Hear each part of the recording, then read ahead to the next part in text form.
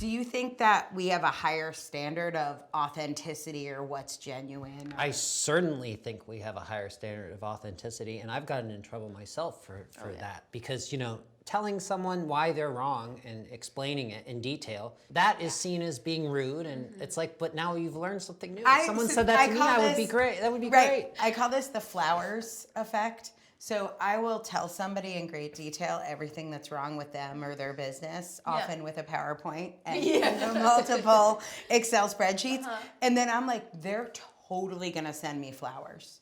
I'm like, they're going to be so glad that I gave them this detail analysis. That I helped them. Yeah. I do not get the flowers. So that's one of the things I think at work that has gotten me the most in trouble, because work is an environment where people often ask you your opinion and then you're not supposed to actually give it. Yes. Yeah. I don't understand how those rules work. I've never understood it either. Like, I work in the restaurant industry because I'm a bartender, so we have to give recommendation on food items, and we always have to make it seem like it's the greatest thing on the menu, and it might just not even be that great, but I'll have to finesse it. I was actually just thinking about this yesterday of I could never be a bartender because it's loud and dark. Oh yeah, bartender talking would to people. be the worst. So that sounds so hard.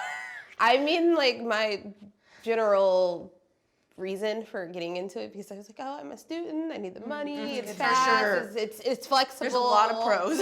And I've never been let me sit at a desk all day, because I would probably blow my brains out. Exactly. So I was just something I can do, make quick money. Yeah. But I do oftentimes struggle because I'm not really social. But I have to put on that mask, Who else has been fired? Oh, I have. Hey, talk to me about being Numerous. fired. Do you attribute being fired to being on the spectrum? I sure do, because I have my days where I'm just I don't want to go in. I just want to put my hood over my head and just lay under the blankets, and I don't want to be bothered with anyone.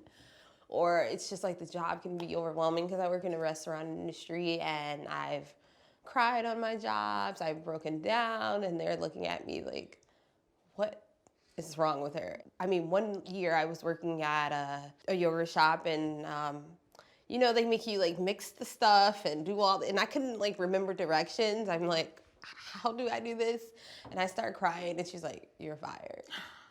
Yeah. Wow. She literally fired me for crying. Because technically, you guys know we are protected by the ADA, but I feel they'll make up a different reason. Right. But I feel like if we were in, I don't know, let's say a wheelchair, the business is required to make accommodations. She said the reason was I didn't have the ability to perform the tasks that were right. But they are requiring supposed to make accommodations for us. But it's weird because it comes off as I think it comes off as bad personality, which is not protected by the ADA.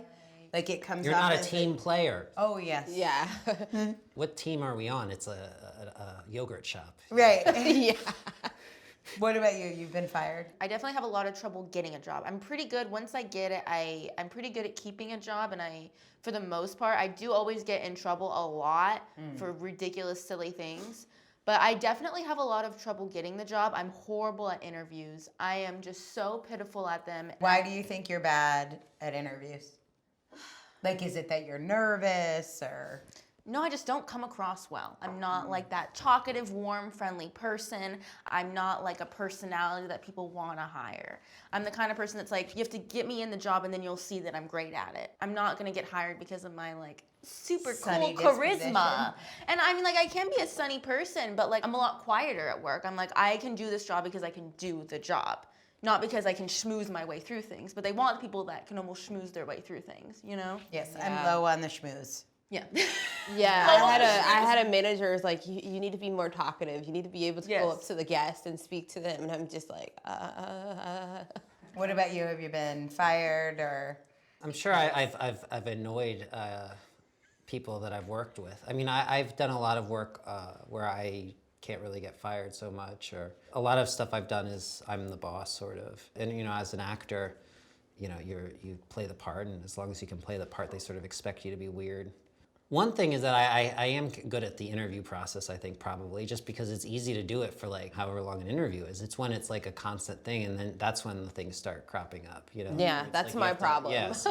Long term's hard. Like the longer things get when you have autism, it's almost like the more that things come out. You Because know? we all have Yeah. to like put on a mask to just fit in and even get the job, and then like that mask is hard to hold up. Yeah, how do you learn to put on the mask? Failing a lot and realizing, okay, I shouldn't do that. Copying, mimicking, copying. Mimicking, yeah. Yeah. So much I time had- watching. I had Observing. people who really loved me, like less my family, but more teachers or friends who would pull me out in the hallway or pull me aside and say, like, you need to change this about yourself. Yes, I've had that. And I wasn't, like, I've always sucked at taking their advice because it's just not who I am and I can't sustain it very long.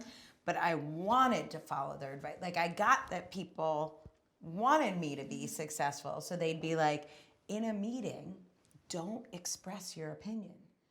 But then I would go into the meeting and I'd be like, I'm going to be one of the quiet observers. I'm going to be one of the quiet observers. I'm going to be one of the quiet observers.